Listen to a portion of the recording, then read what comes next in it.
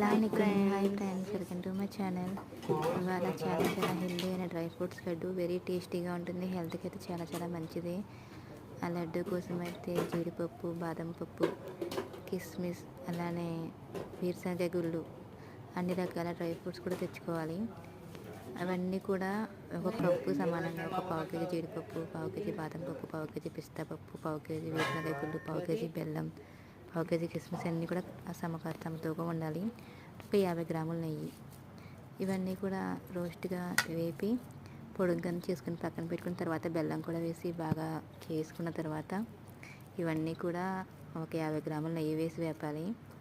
ఇవన్నీ వేపి తర్వాత ఒక ఉండలు చుట్టుకొని రోజుకి ఒక లడ్డు తిని ఒక గ్లాస్ పాలు తాగితే నడుము నొప్పి, వెన్నుపూస నొప్పి, భుజాలకి ఇవన్నీ కాల్షియం కూడా తగ్గినాయి, అన్నీ కూడా నీరసం తగ్గుతుంది. అదే హెల్త్ కూడా చాలా మంచిది. వీడియో నచ్చితే లైక్ చేయండి, షేర్ చేయండి, సబ్స్క్రైబ్ చేయండి.